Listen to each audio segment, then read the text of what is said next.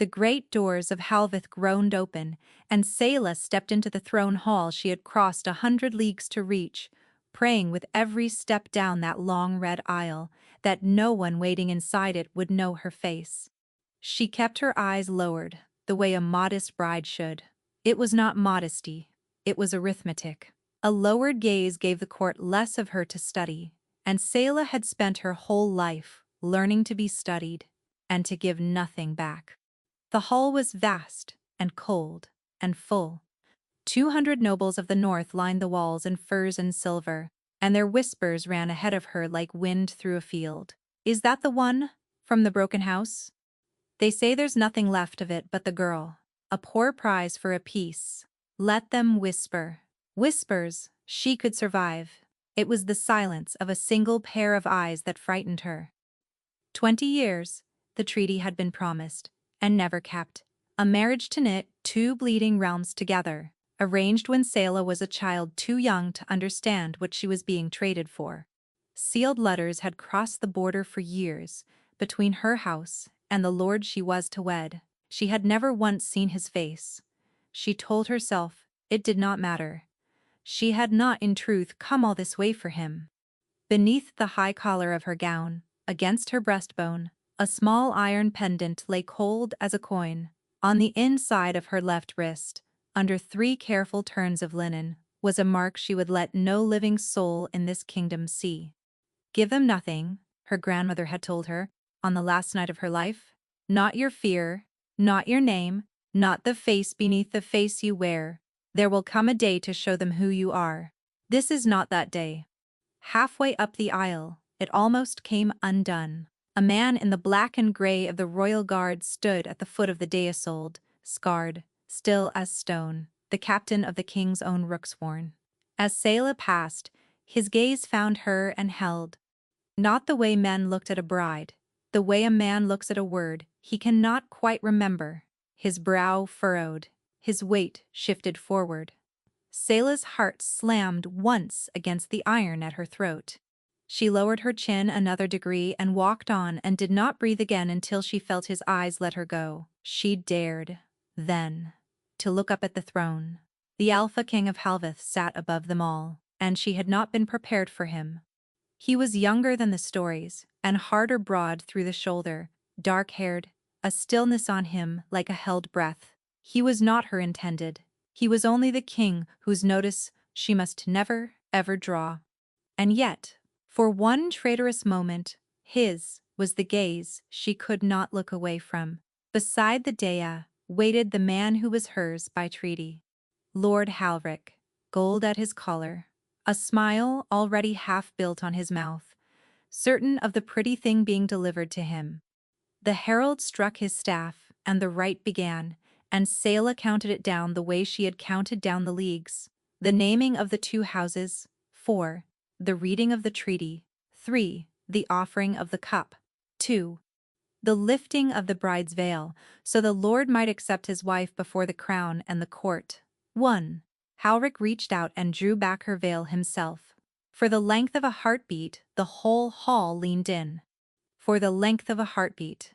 His smile stayed exactly where it was. Then it fell. He looked at her, truly looked, and something moved behind his eyes that was worse than cruelty. It was disappointment. He took one full step back, lifted a hand as though to keep her from him, and his voice rang clear to every cold corner of the silent hall. "No," Lord Halvrik said. "This is not the bride I was promised." The words dropped like a stone into still water, and the ripple went out across the whole court. For a moment, no one moved. Then the hall woke into a low, delighted roar, the sound a crowd makes when it catches the scent of someone else's ruin. Halvrik turned from her as though she were something spilled on the floor. "The treaties spoke of a princess of Ilmara," he said to the anxious-mouthed chancellor at the dais. "A house of standing, a dowry, not this. A dowerless girl from a ruin sent north to be rid of. I'll not be saddled with the last scrapings of a dead family to keep a peace her people already broke." Selah stood alone in the center of the hall with her veil pushed back and every eye upon her, and did the only thing she had left. She kept her chin level and let none of it reach her face. The chancellor spread his hands. "My lord, the treaty is plain. If the match is refused, the peace is void. You would restart a war your grandfather died in. Then let it be refused by someone else," Halric said. "I did not sign it, nor did I choose it," Selah said. Her voice was quiet, but it carried, and the hall stilled to hear a repudiated bride speak at all. Halric turned back to her, startled as though a chair had addressed him. "You mistake me for someone begging, my lord." She held his eyes. "I have crossed 100 leagues to a hall where no one wants me. I know exactly what that is worth. But a man who breaks a treaty before 200 witnesses to spare himself an unlovely wife has told this court a great deal more about his own worth than about mine." Somewhere along the wall, someone laughed and swallowed it. Halric's face went blotched and red. Before he could answer, the great doors opened a second time. A rider came up the aisle, still gray with the dust of the road. He knelt, and the news he carried emptied the breath from Selah's chest. In the week since she had ridden north, the last hold of Ilmara had fallen. Her house had been a ruin for 20 years already. Gutted in the burning, she had survived as a child, but some diminished remnant of it had limped on all that time. A name on a map, a few loyal souls, the shadow, the treaty had been signed with. Now even that was gone, burned to its foundations. Whatever remained of her house, its lands, its name, the few souls who had sheltered beneath it, was ash now, and scattered on the wind. There was no home behind her. No house to be sent back to in disgrace, no father, no counsel, no one left in all the wide world to answer for the girl who stood veiled back in a foreign king's hall. She heard the whispers change around her, from mockery into something colder. A princess of a living house was a matter of politics. A princess of a dead one was only a woman with no one left to protect her.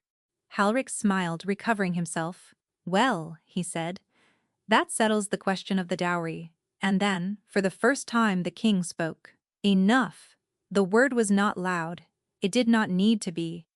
King Caldrus rose from the high seat, and the hall dropped silent, as though a hand had been laid across its mouth. He came down 2 steps of the dais, and stopped, and looked at Selah, not at her plainness, not at her ruin, but at her, with an attention so complete it made her want to step back. She held still. And as he studied her, she watched something cross the king's face that she could not name.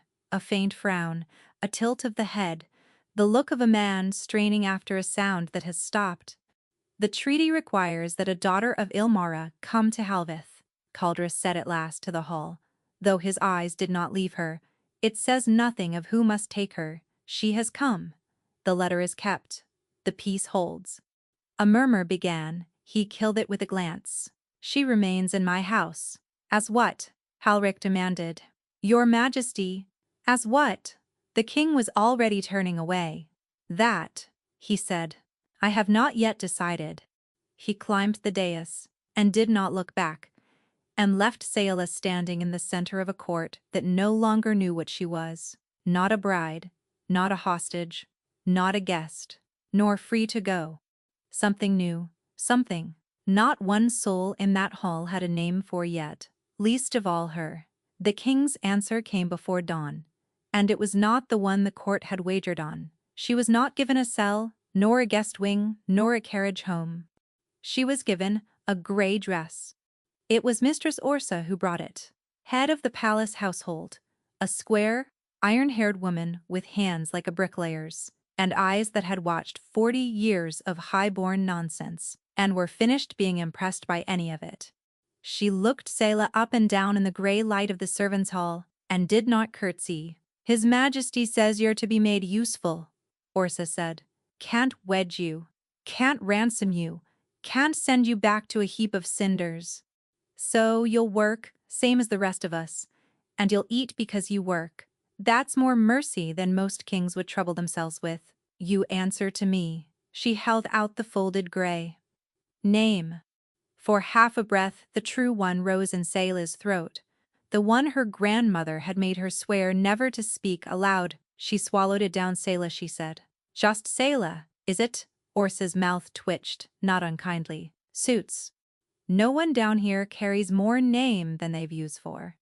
And so the daughter of a dead house put on the gray of a palace maid, and wound her wrist fresh, and hid the iron pendant beneath her shift, and let the woman she had been go quiet inside her. It should have broken her. In those first gray days she waited to feel it break. It never came, because the truth she could tell no one, was this. She had not come north for Halric, nor a crown, nor peace. The marriage had only ever been the door. She had come to this palace because something that belonged to her house was somewhere inside its walls, and a faceless girl in gray could go where a princess never could, into every hall, every stair, every locked and dust-choked room. They had cast her down into exactly the shape she needed to wear. A maid was invisible, and an invisible woman could search for anything. So she learned the work, and she learned the palace with it. She hauled water, and swept ash, and turned linens until her soft hands cracked and hardened, and she said little and heard everything. The other maids decided she was proud, or simple, or nursing some shame. A girl named Para took pity, and showed her which corridors to avoid. A still-room boy warned her, unasked, to keep clear of the Lady Neareth, who liked her floors spotless, and her inferiors afraid.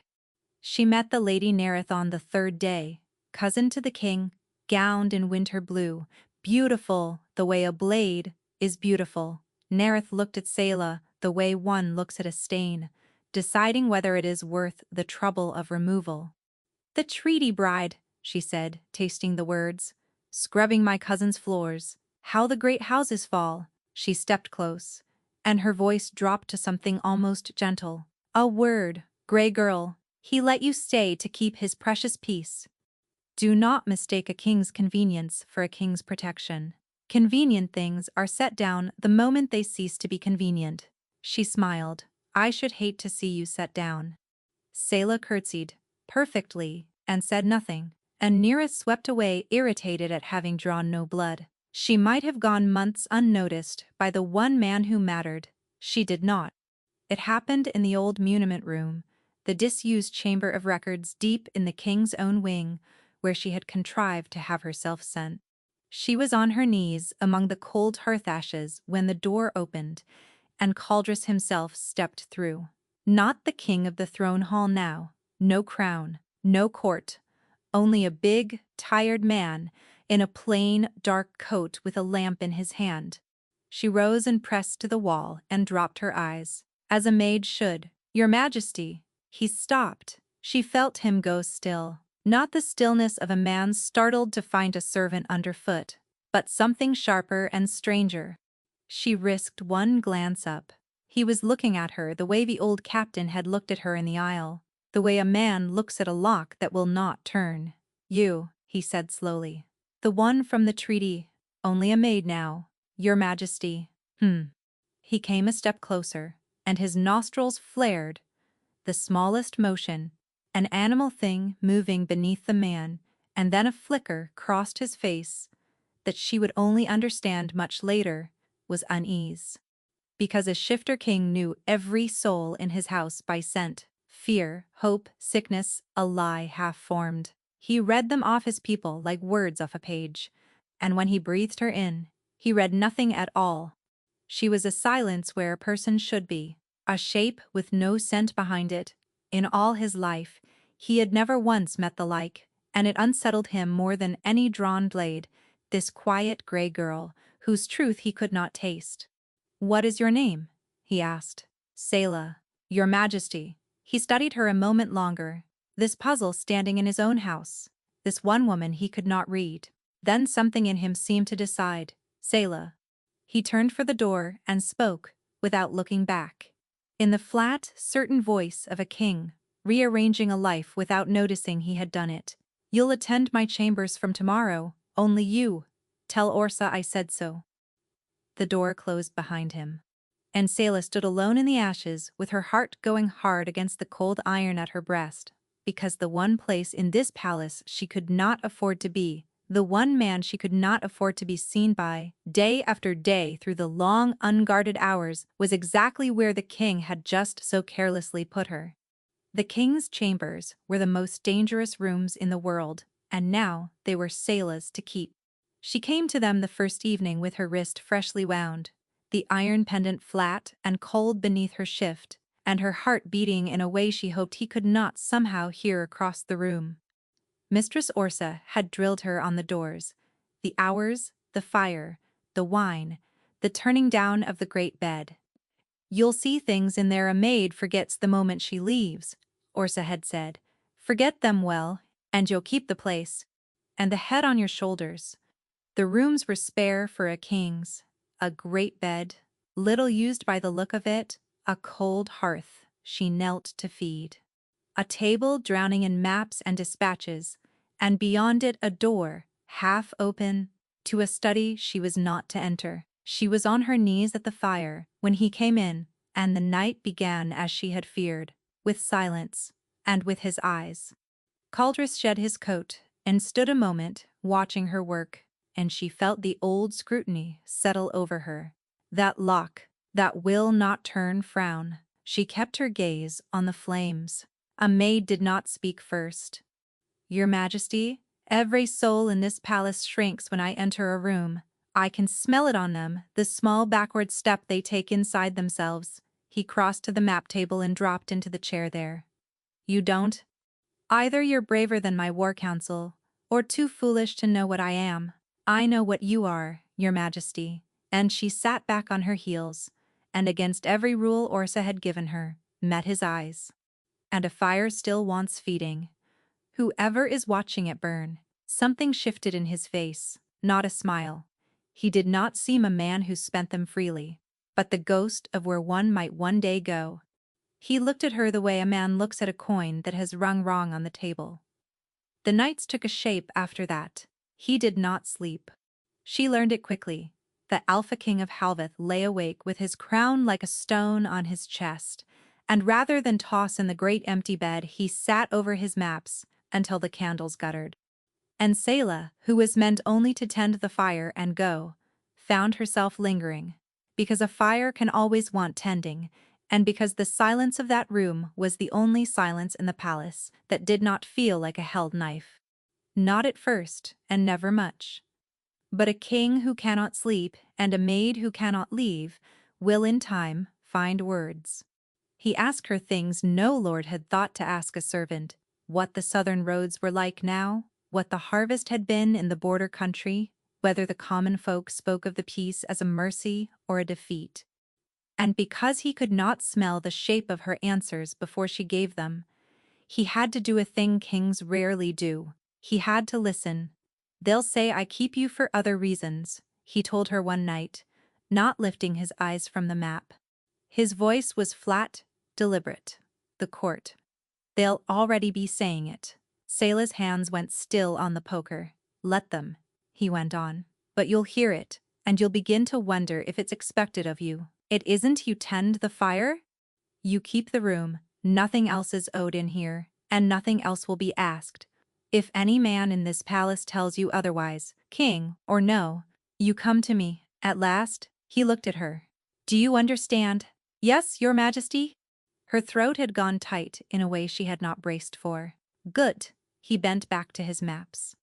And Selah fed the fire, and did not let him see that no one in all her life of being traded and refused and cast down had ever once told her that nothing was owed. The talks did not always keep grave. There were nights he asked, gruff and out of nowhere, what a maid found to laugh at in a place like this, and she told him true things. The still-room boy's terror of geese, the butler who wept at weddings he was never invited to. And once, only once, she startled a short, rough sound out of the Alpha King of Halveth that she realized a beat too late had been a laugh. He looked as surprised by it as she was. Neither of them named it. But after that, the chair by the fire was understood to be hers, and she stopped pretending, even to herself, that she lingered only for the flames. It was on the 9th night that she saw it. The study door, always half shut, stood open a hand's breadth wider than usual. And, while he read a dispatch by the window, she carried the wine through as she'd been bid, and let her eyes do the thing she had come 100 leagues to do. They moved over the shelves, the locked cases, the war trophies of a conquering house, and stopped. On a high stand, under a fall of dust, hung an old war standard. The cloth had rotted nearly to cobweb, but the device stitched upon it in tarnished silver was one Selah had known before she had known her own name. A rook, crowned.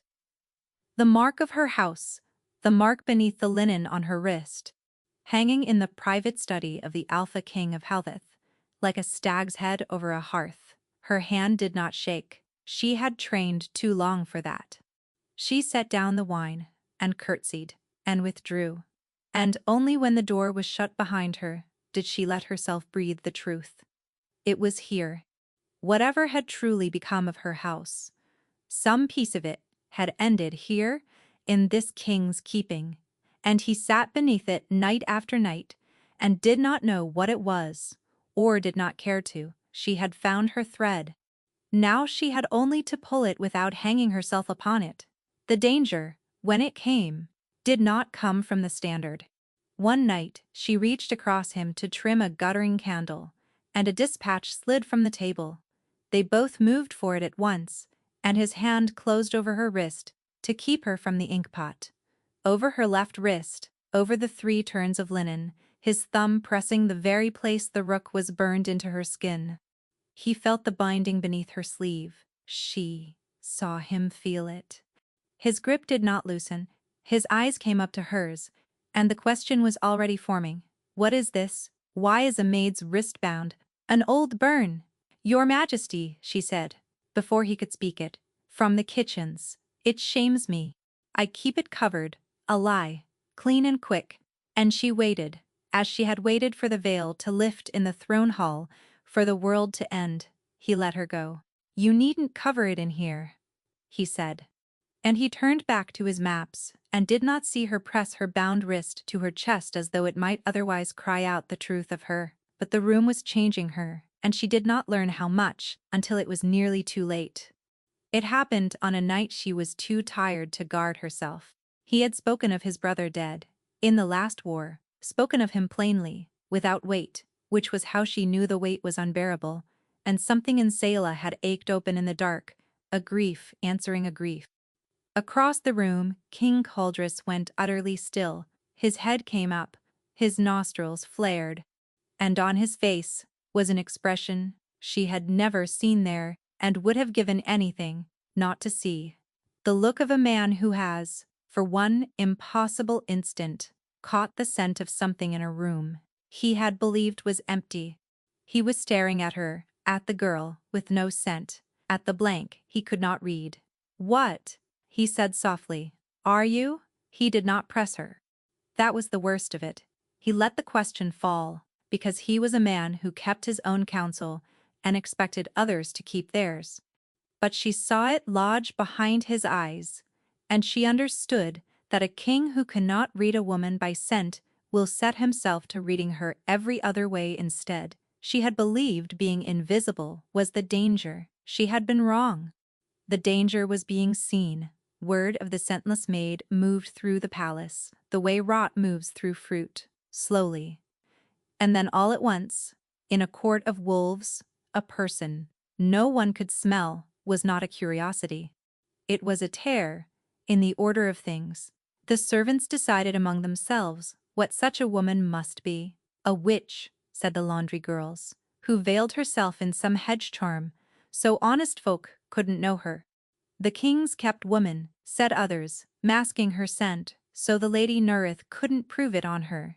Para, who had once shown her the safe corridors, stopped meeting her eyes. The still-room boy who had warned her off Nerith began to warn others off her, and the rook's warn began to watch. She felt Captain Doran's attention before she understood it. The old scarred captain from the Isle, who had once looked at her like a half-remembered word.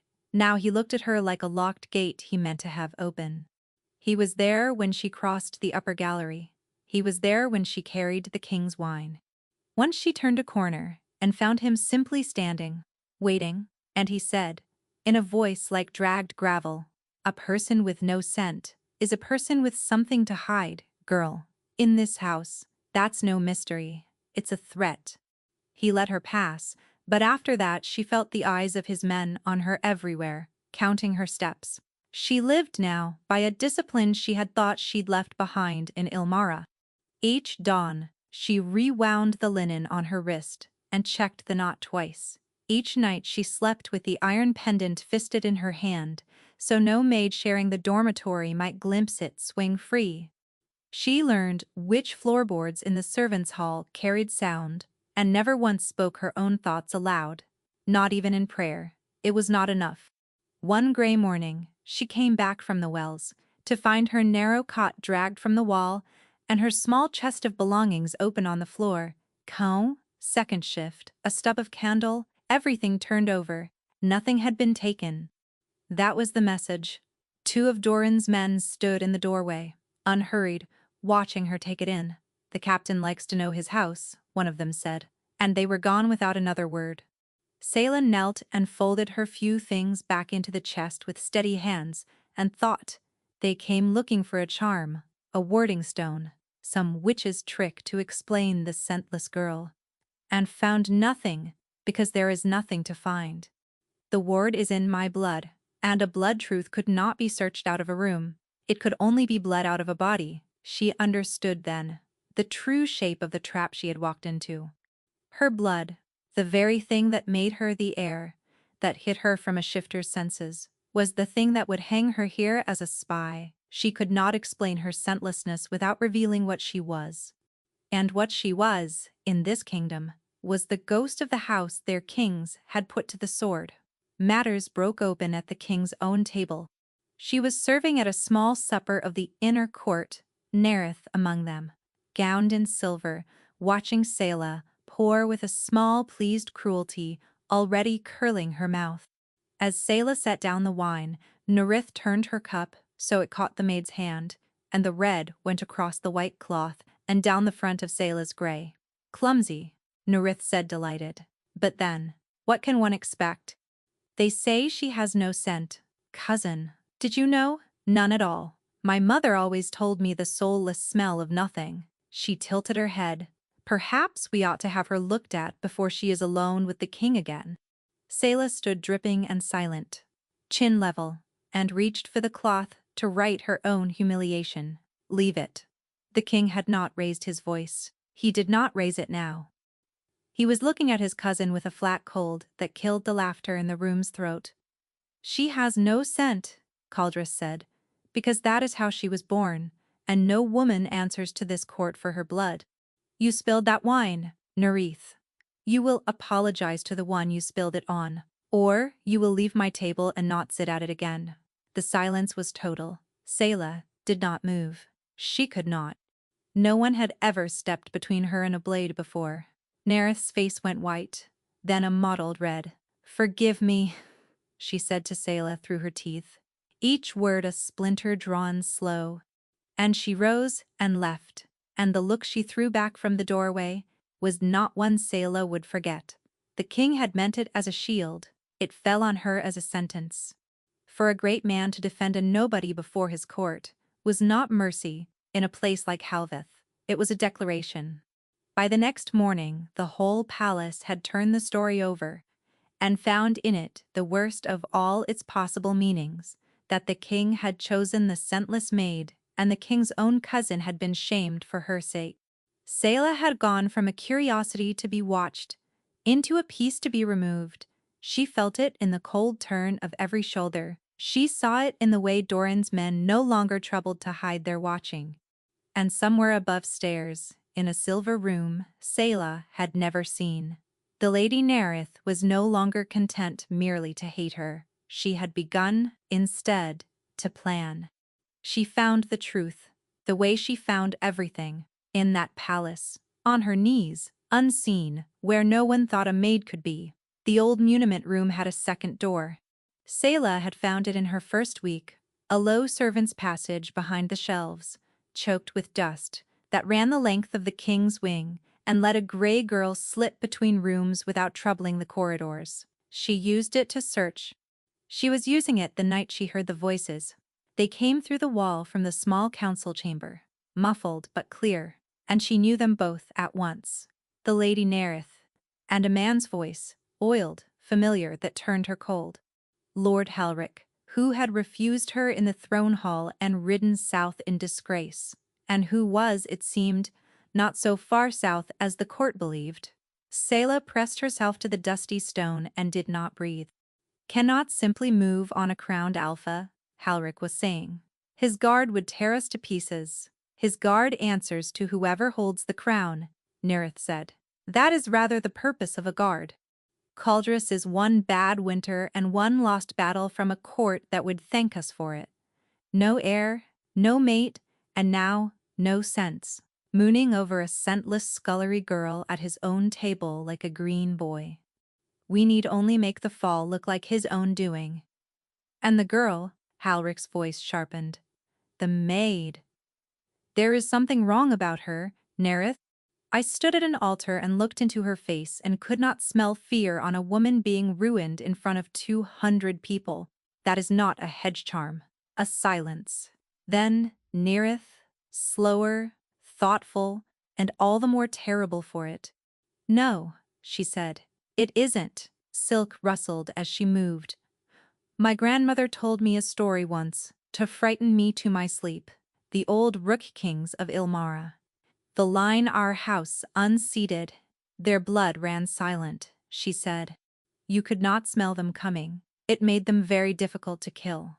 A pause. We believed we had ended that line, when the last of it stirred. 20 years ago, my father burned Ilmara down to its stones, to be certain of it, every hall, every child. Her voice was smiling now. And yet, Selah's whole body had turned to ice against the wall. Her house. Her people. Not lost in some far, faceless war. Burned, on purpose, by the family whose floors she now scrubbed, to be certain no Rook child lived long enough to grow up and remember. And the woman who had said it, lightly, as a tale for a restless night, was even now turning that same thought toward her. Find out what she is, Nerith said, quietly. If she is nothing, we lose a scullery maid, and no one weeps for her. And if she is something, the silk moved toward the door, then we shall simply have to be certain a second time. The latch of the council door lifted. Selah moved soundless, swift. A girl who had spent a lifetime learning to leave rooms without being seen, back down the black throat of the passage, her heart slamming, the dust rising ghost pale in her wake. Behind her the council door opened. A wedge of light fell across the passage mouth, where she had stood a breath before, and, Nerith's voice said, sharp, did you hear something? Rats, said Halric. The whole pile is full of them. The door closed. Selah sank against the cold stone in the dark and pressed her bound wrist to her mouth to keep from making a sound. For a long while she did not move. The black of the passage was total, and in it she could almost believe herself a child again, hidden inside the wall of a burning house, while men wearing her family's blood on their boots called the all clear to one another through the smoke. She had been too young that night to understand what was being taken from her. She understood it now. Grief she knew how to carry. She had carried it the whole long road north. It was the other thing that frightened her, the cold, clear thing that rose up beneath the grief and did not tremble, not sorrow. Purpose. She had come to this palace, believing she sought a relic, a proof, a name to reclaim. She saw now that she had come for this, to stand, at last, near enough to the people who had unmade her house, to do something about it. She knew 3 things now, and each of them was a blade. Her house had been murdered, not lost, murdered, by the king's own kin. That same kin now meant to murder the king himself. And she, a maid, a ghost, a Rook child, they did not yet know they had already caught, was the only soul in all of Halveth who knew it. She would have to warn him, she would have to go to him. And to explain how a scullery maid came to hold the private treason of the king's cousin, she would have to give him a piece of the one thing she had crossed 100 leagues and buried 100 times over, to keep the truth. She went to him that same night, before her courage could cool to sense. He was at the map table as he always was, and he looked up when she came in without knocking, a thing no maid would dare, and whatever he saw in her face made him set down his pen. "Your Majesty," she said, "you are going to be murdered." She told him, then, in a low, fast voice. The council chamber? The two voices through the wall? The plan to make his fall look like his own doing? The patience of it. She did not tell him about the passage, or why a maid had been standing in a dead space between two rooms in the dark. She prayed he would not ask. He asked, "How did you come to hear this?" "I was cleaning, Your Majesty." There is a way the sound carries cleaning. His eyes did not leave her. A dead man's records room. At that hour, where the sound happens to carry from my private counsel, he rose slowly. "You hear a great deal. For a girl who cannot be heard herself, you know a great deal. You have no scent, no history I can find, no house left to name you, and you appear in my hall the very season my cousin decides to move." His voice went very quiet.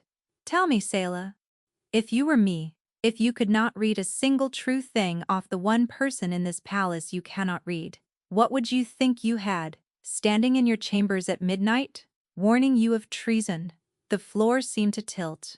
She understood, all at once, how it looked. A scentless stranger with impossible knowledge, arriving exactly when the knives came out. She had walked in to save his life, and handed him every reason to believe she was the blade. "I would think," she said carefully, "that I did not know. And I would be right, Your Majesty. You do not. But everything I have told you is true, and you can prove it before the week is out if you only watch your cousin and the man she is hiding." "The man she is hiding," he repeated.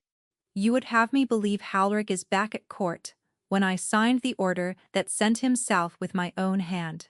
I would have you believe your own eyes, Your Majesty, if you'll trouble to open them. Set a watch on the west stair after the household sleeps.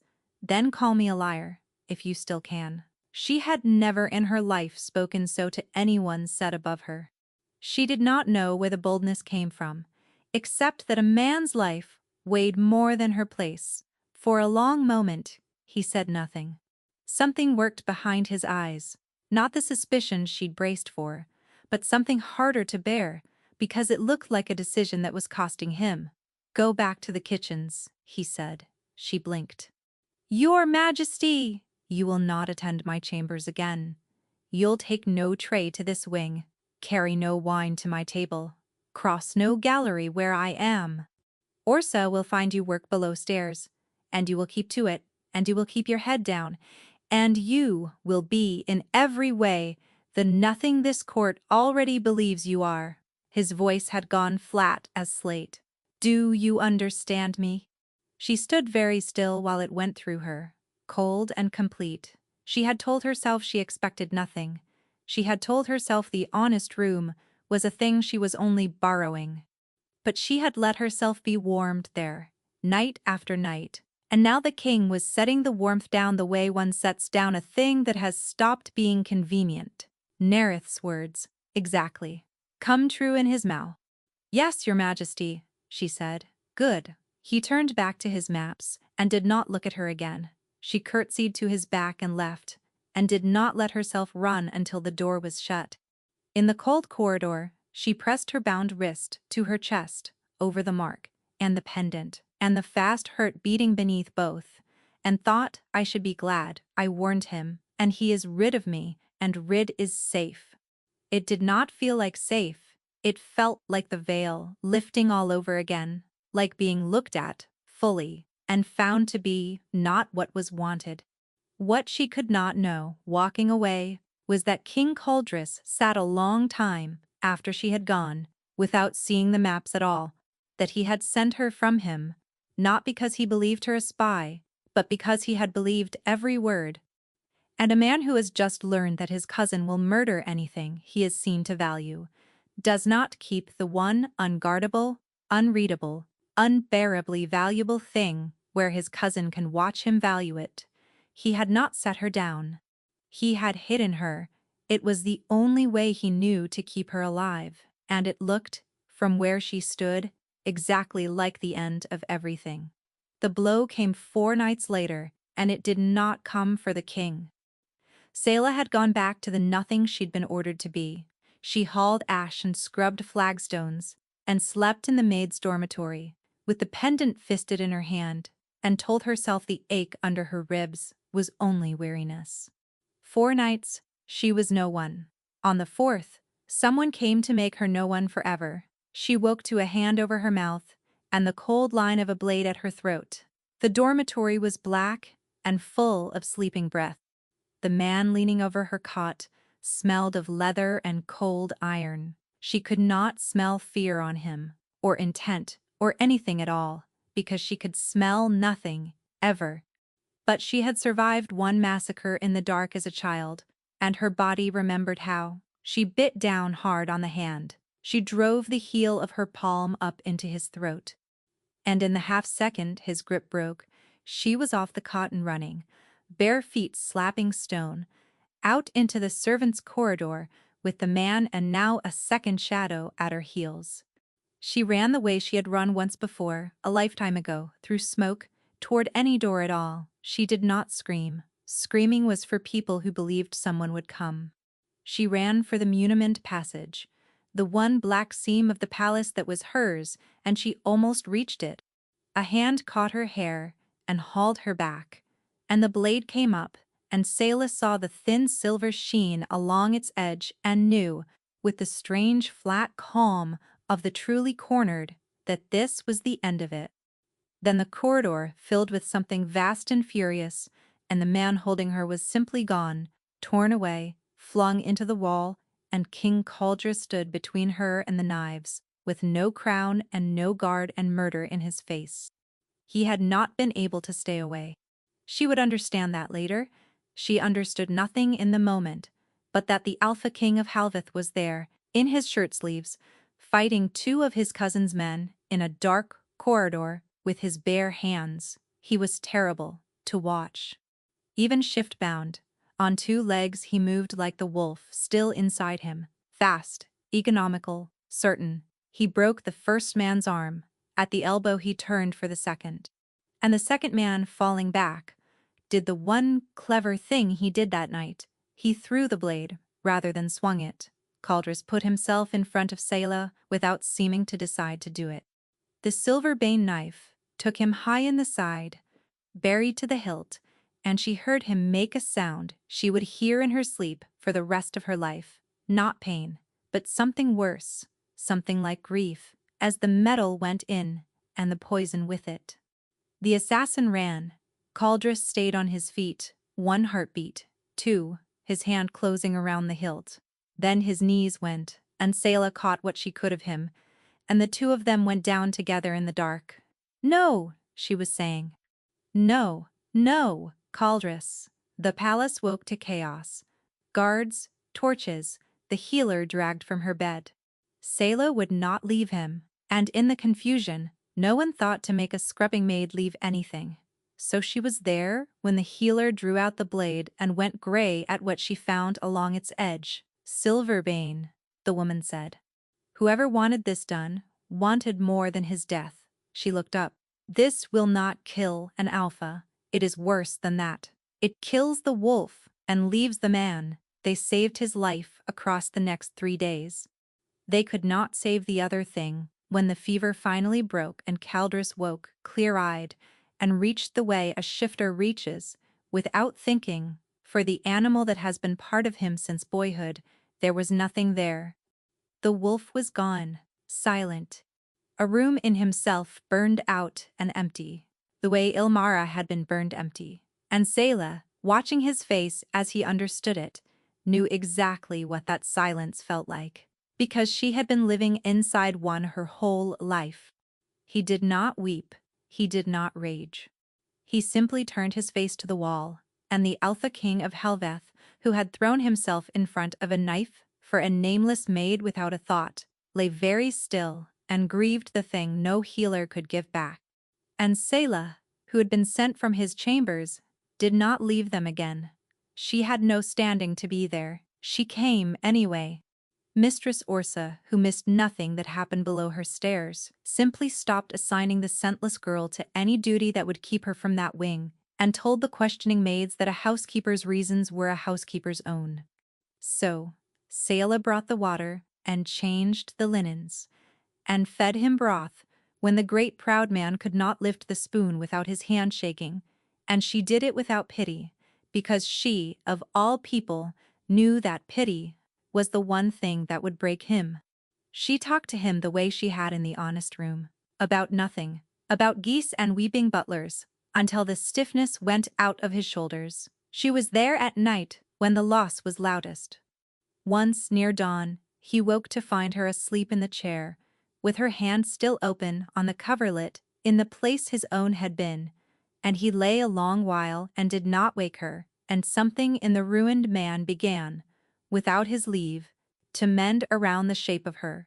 She was there when at last he spoke. "You should be as far from me as these walls allow," he said hoarsely, on the fourth night. "It was you they came for. It will be you they come for again. I know. Then why are you here?" She wrung the cloth and laid it against his brow, and gave him a piece of the truth, because he had bled for her and deserved that much. "Because you put yourself between me and a blade, Your Majesty, and no one has ever done that for me in my life. Not my house, not my blood. You didn't even know what I was, and you did it anyway." Her voice went unsteady. "I don't have it in me to leave a man like that to grieve alone. Send me away as often as you like. I'll only come back." He looked at her a long moment, and then, slow, disbelieving, his nostrils flared. She saw him catch it. The thing that had flickered once and vanished, weeks ago, in the firelight. Only now it did not vanish. Now in the dark, with his defenses stripped, and his wolf gone, and every wall in him fallen, King Caldrus breathed in and caught the true scent of the woman no one in all the world could smell. Her fear, her grief, and under both, threaded bright through everything, that she had come to care for him wholly, hopelessly. "There you are," he said softly, wondering as though he had been listening for her a very long time, and only now, at last, heard her answer. Selah's breath caught, and she did not run. They took him from the palace, before he could rightly walk in a shuttered carriage, under Captain Doran's own guard, north to a hunting lodge at Greywater, where the pines came down to the edge of a black lake, and the nearest village lay a half-day's ride through the trees. It was defensible and quiet, and far from the court, where the Lady Nerith was already spinning her story of a king too broken to hold a crown. Doran did not trust the scentless maid. That had not changed. But his king would not be moved without her, and Doran kept his king alive first and asked his questions after. So he put her in the carriage, said nothing, and only watched her with those old, careful eyes. At Greywater, something began to mend that the healers had given up on. It was slow. In the first days Caldrus barely left his room. He had been a man defined by his body, by speed, by the wolf, by the certainty of his own strength, and the Silverbane had taken all of it and left him a stranger in his own skin. He would not be helped. He hated the arm she offered on the stairs. He hated the cane. He hated most of all the careful gentleness of the men who had once feared him. So Selah stopped being gentle. "You're not dying," she told him, the morning she found him sitting in the dark refusing his breakfast. "You're grieving, which feels the same and isn't. Get up.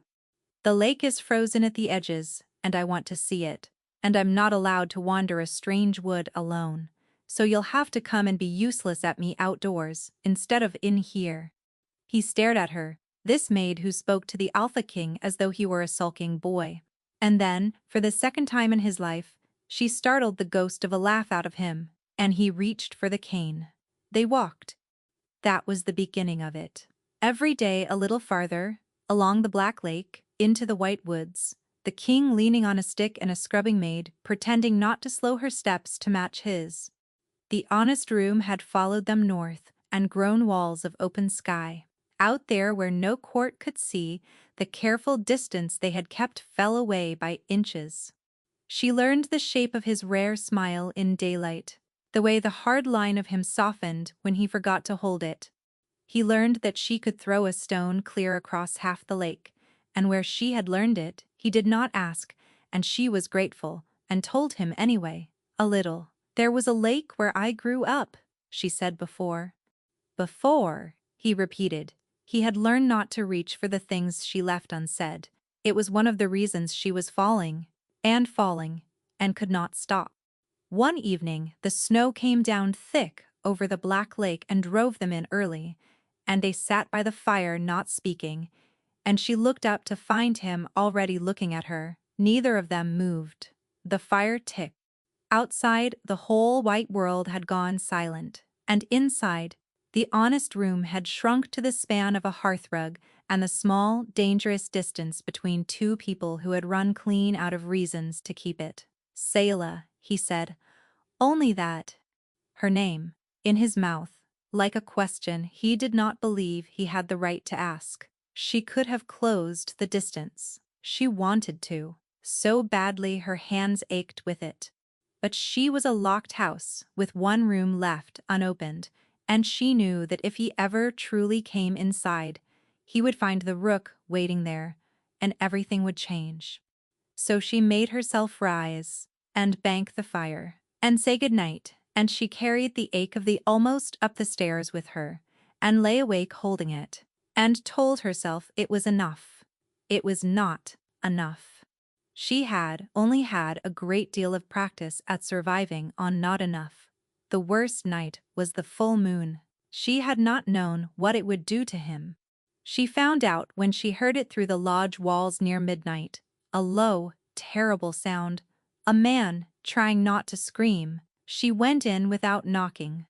Caldrus was on the floor by the cold hearth, curled around himself, every muscle drawn wire-tight, sweat sheeting off him, though the room was freezing. "The moon," he ground out. "The wolf wants to come, and it can't. And it," his back arched. "Go. You should not see this." She did not go. She knelt and took his rigid hand in both of hers and thought of a thing her grandmother had done once, long ago, for a wounded man in a burning house. The Rook King's people had lived among wolves for 1,000 years. They had known things about the beast in the blood that no one else had troubled to learn. "Breathe with me," she said, slower. "There's an old way. My people knew it." And she began, low, to speak the words. Not a spell, only an old rhythm, a cadence the silent-blooded had used to gentle a maddened wolf back down into a man. She pressed her palm flat over his hammering heart and would not let go. It took hours. But, by degrees, the terrible tension bled out of him and his breathing lengthened, and the wolf that could not come stopped tearing at the door of him and lay down.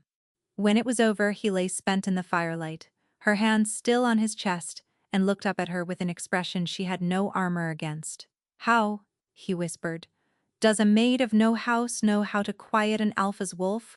And Selah, worn open by the long night, told him the first whole truth she had told anyone in Halveth. "Because I am not a maid of no house," she said quietly. "I am the last of one. I was born in Ilmara, Caldrus. I was a child when it burned. My blood runs silent. That is why you can't smell me.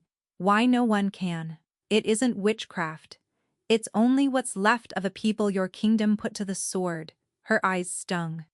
"I gave you a false name, because the true one gets girls like me killed. That much I can tell you. Please don't ask me the rest. Not yet."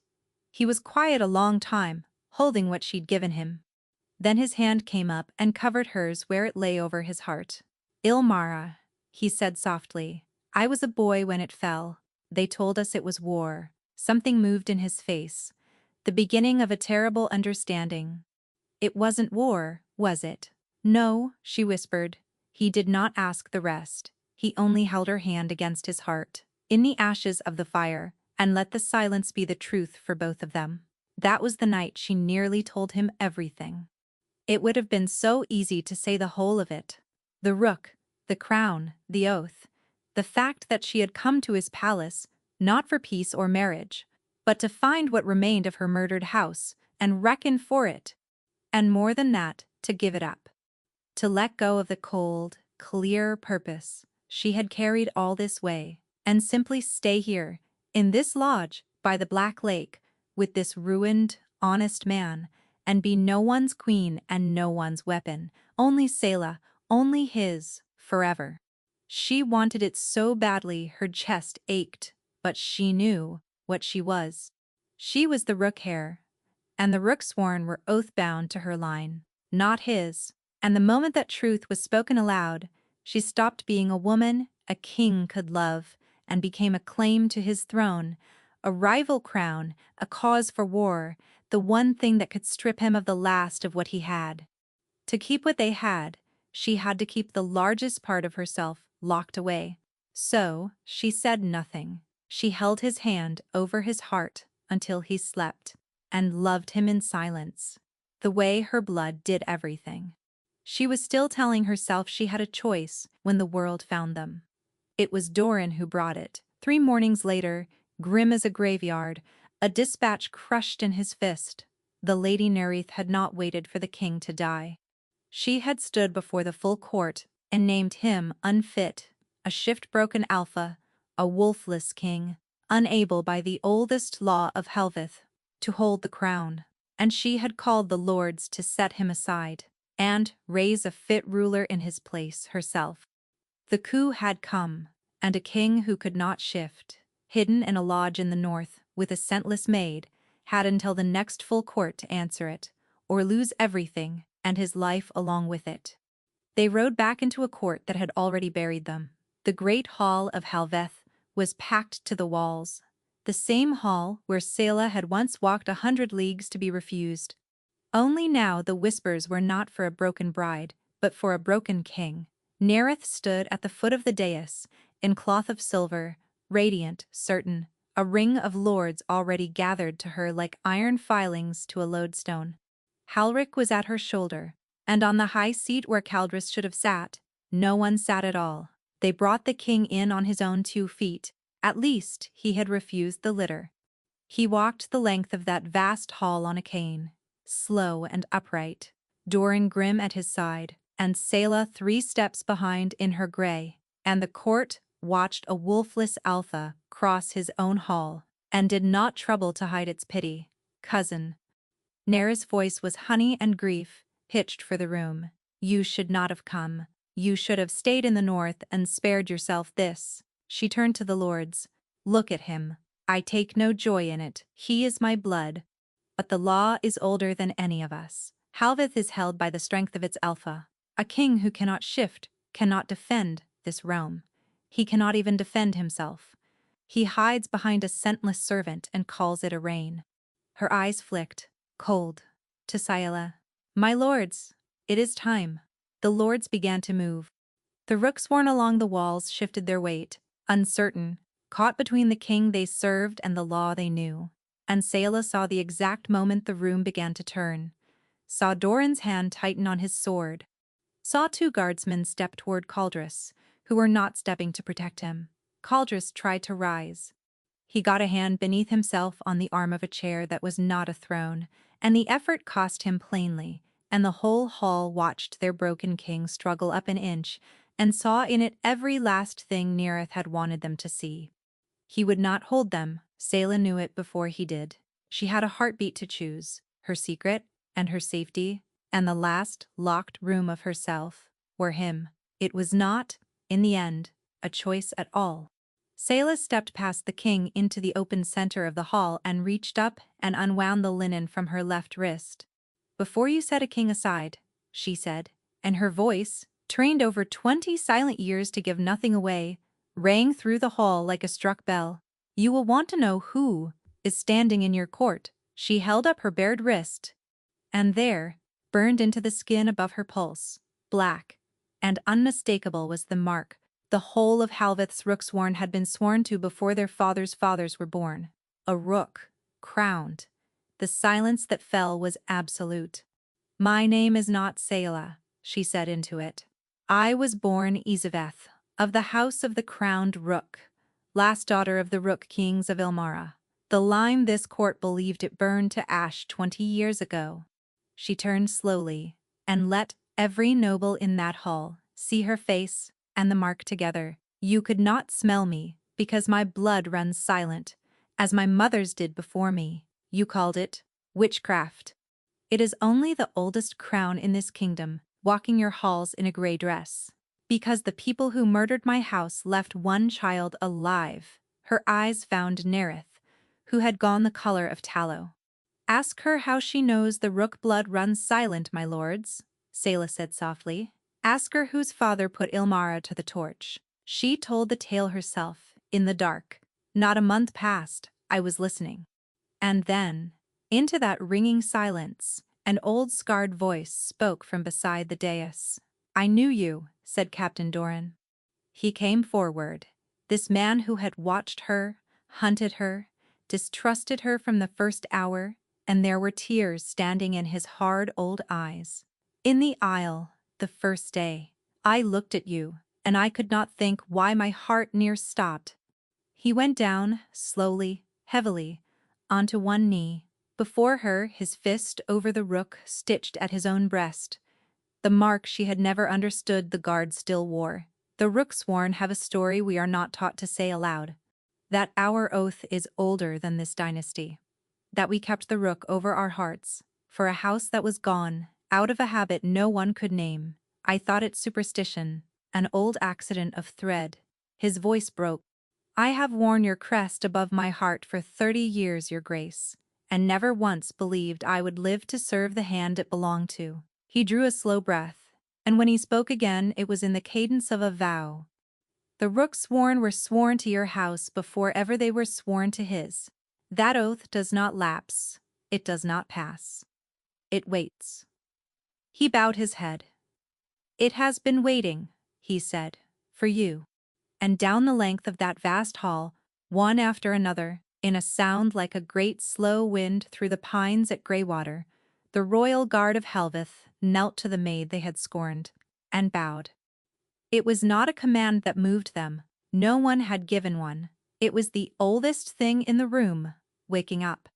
Guardsmen who had counted her steps in the galleries, who had turned out her cot searching for a witch's charm, laid down their suspicion like a weight they were glad to be rid of, and put their knees to the stone. And the lords who had drifted toward Nerith found themselves suddenly, conspicuously alone at her side, and drifted back twice as fast as they had come. Nerith understood before the rest of them. She is lying, she said. Too loud, too high. It's a trick a brand any smith could cut into a wrist. But her voice cracked on it, and the silver-clad certainty had gone out of her, and when she turned to Halric to second her, he had already taken 2 long steps away, disowning her with his feet. You cannot. I am the blood of kings. You are the blood of the man who burned mine, Izaveth said without heat. That is a different thing entirely. Nerith was seized where she stood. The coup broke apart in a single breath. The lords who had flocked to her, melting back as though they had never moved at all. It was over. Selah had walked into that hall a scentless nothing, and stood in it a queen, and the people who had laughed at her could no longer lift their eyes to her face. She turned, flushed with the wild joy of it, to find the one face she wanted.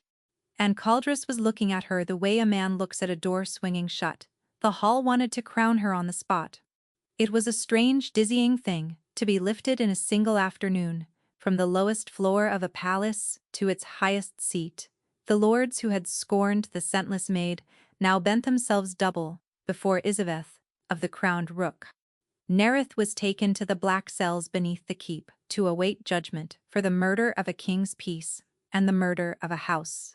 Halric, caught trying to reach the stables, was dragged back to await his own. The Rooksworn would not leave Selah's side, and in the grave days that followed, it was explained to her, gently, by grave men, exactly what she had revealed herself to be. The Rook line had ruled Halveth before Caldrus's house ever did. When Ilmara was burned and the line fought ended, The crown had passed by conquest to the very family that burned it. But the deepest law of the realm, the oath, beneath all the other oaths, bound the Rooksworn, and through them, the throne itself, to the blood of the crowned rook, which meant that, by every ancient right the lords now bowed to, Halveth was not Caldress's, it was hers. And a throne taken by conquest, the grave men reminded her delicately, watching her face as they said it, could be restored by law. The lords would ratify it within the fortnight. All that remained was the small, awkward matter of the man who currently wore it, her husband in all but right, the last king of the house that had made her an orphan, now a claimant with no claim, sitting in rooms that were no longer his to sit in. She had walked into that court to save his life. She had saved it, and in the same breath, taken from him the last thing the Silverbane had left him, his crown.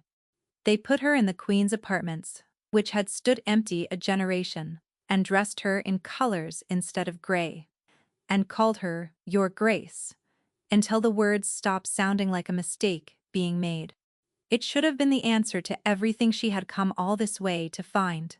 Her house acknowledged, her enemies in chains, her name spoken aloud again in the very halls that had tried to erase it. She kept waiting to feel it.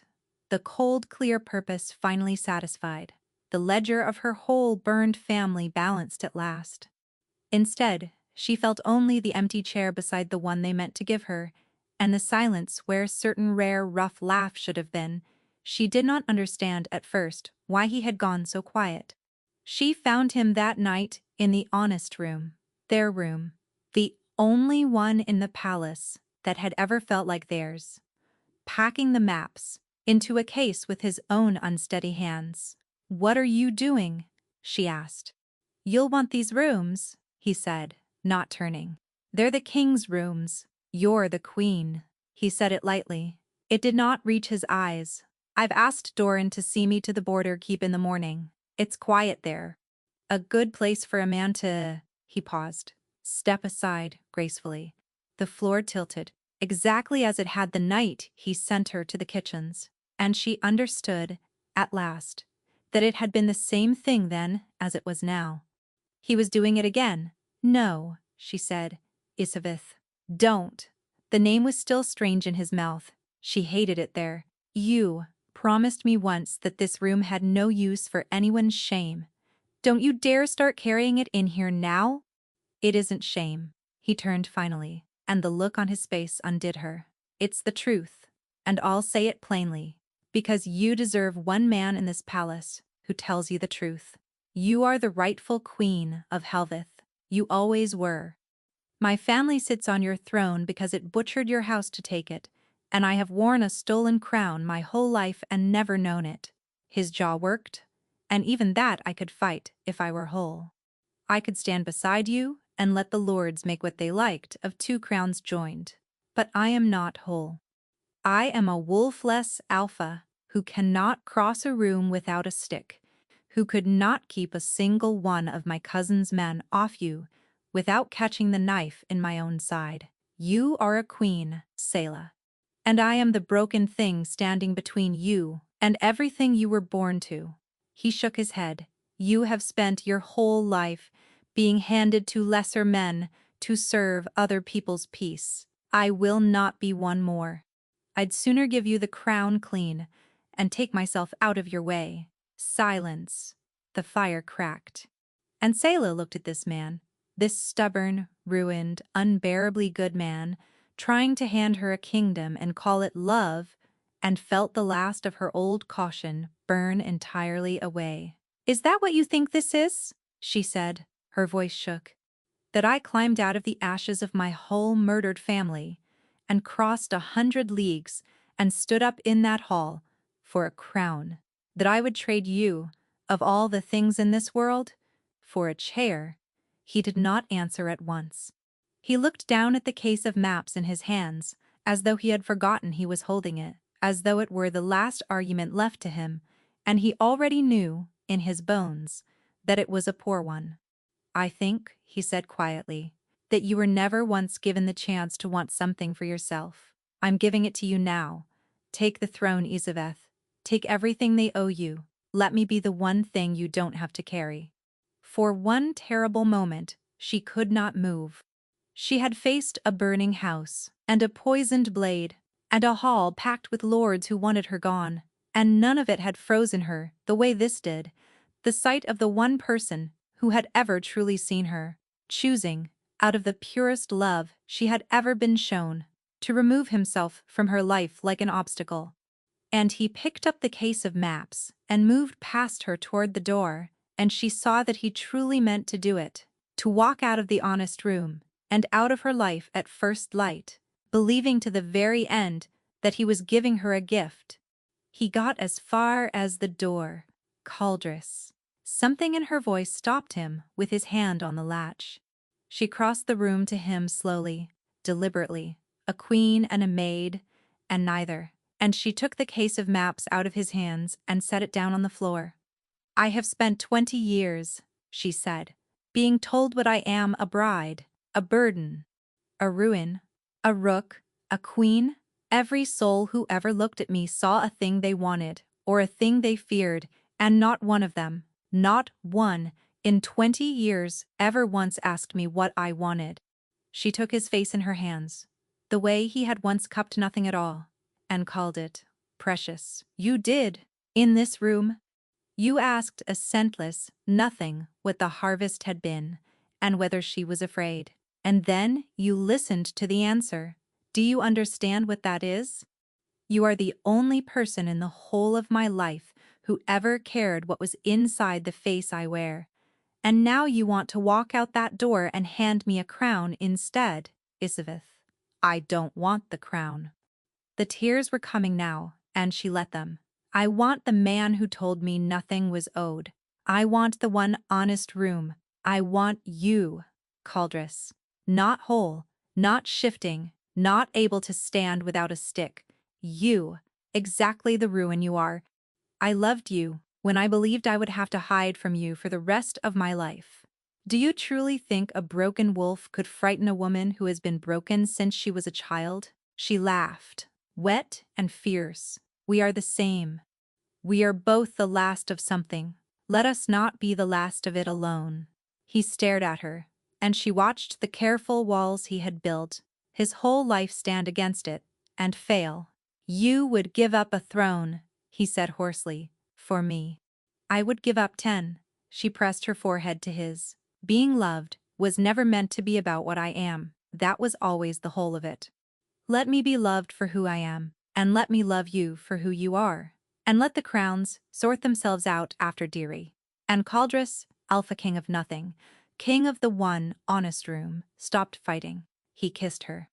It was not the careful distance of the firelit nights. It was 20 silent years breaking open at once. And as she gave herself to it, as the last locked door in her swung wide, the thing that had been cracking open for weeks finally flooded.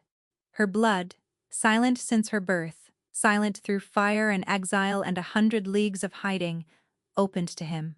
All of it. He made a low sound against her mouth, overwhelmed, and she felt it happen from the inside.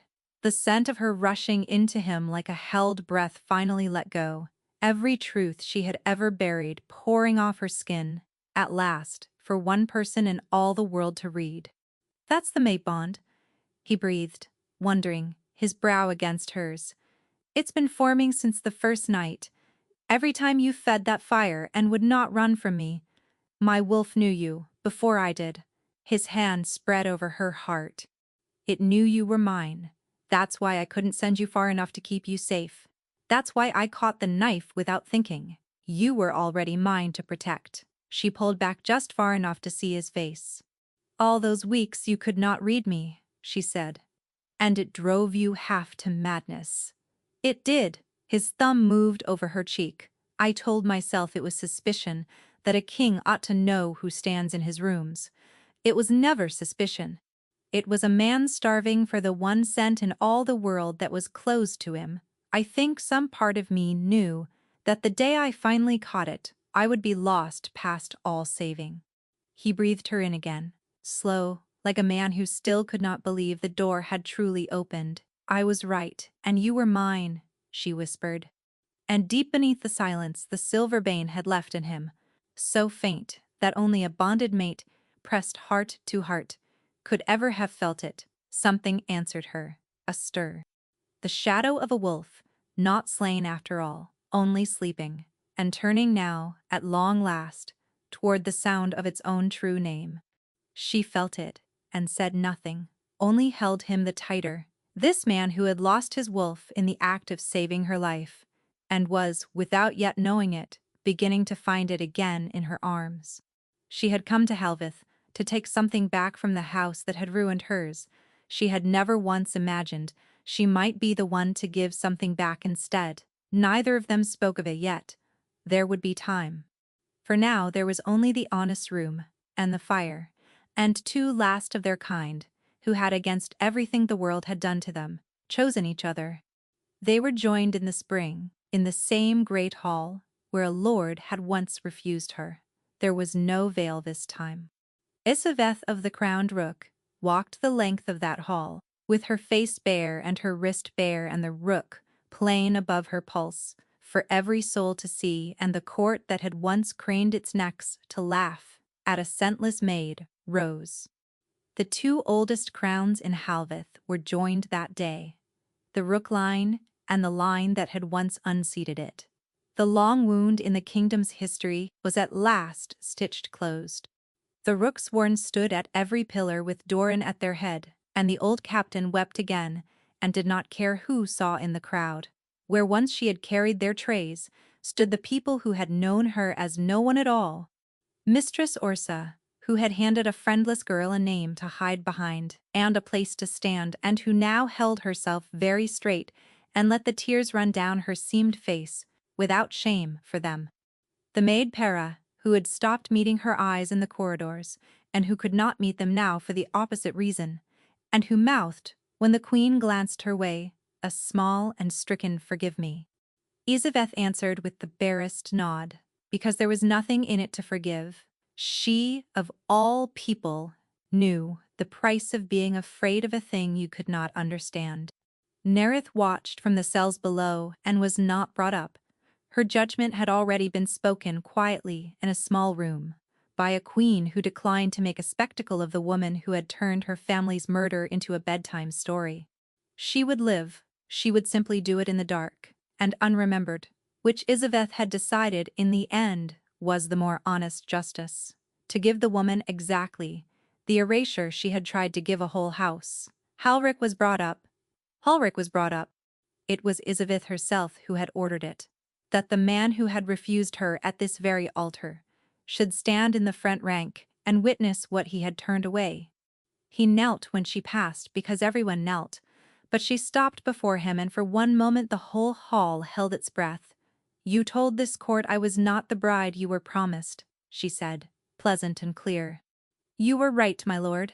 I was a great deal more," and she moved on, and left him grey-faced and already forgotten in a hall that had stopped looking at him, because the hall was looking at the king. Caldrus came to meet her at the dais, on his own 2 feet, without the cane, and those nearest would swear ever after that they saw it. The old wildness back in his eyes, the wolf a poison, had silenced, and a bond had impossibly called home. The healers had said it could never return. The healers had not known about silent blood, or the honest room, or what it costs a thing to be, at last, wanted. It would be a long time coming fully back, and never quite the same. The wolf returned grey at the muzzle and slower than it had been, as though it, too, had taken the wound and learned to carry it. But on the nights of the full moon, from then on, the king of Helveth walked out under the pines with his queen, and answered the pull he had believed silenced forever, and Isaveth would stand at the tree line in the cold and watch the great grey shape move easy through the dark, and understand that some griefs are not so much healed as they are outlived together. He drew her hand into the crook of his arm, and the maid they had scorned, and the king they had pitied, stood together where all of Helveth could see them, 2 people the world had thrown away, who had refused, in the end, to throw each other away. They'll tell this story for 100 years, Caldrus murmured against her hair. Let them, said Elizabeth, who had spent her whole life being seen wrongly, and was, at last, seen true. It's a good one. And so the scentless maid became a queen, and the broken king found his wolf, and the two crowns that had bled each other for a generation were finally made one. They ruled a long time, and ruled well, and the histories would remember them as the pair who closed the old wound of Halveth, though the histories, as they always do, would miss the truest part. That it began not in a throne room at all, but in a cold chamber at midnight, with a tired man asking a frightened girl what the harvest had been that year, and then, troubling, against all the custom of kings, to listen to her answer. Do you think Elizabeth was right to give up a throne she had bled for, rather than lose the man who never wanted it from her? Should she have taken everything she was owed and let him step aside? Tell me in the comments. I would love to know what you would have chosen. And if this story found you tonight, stay a while. There is always another one waiting.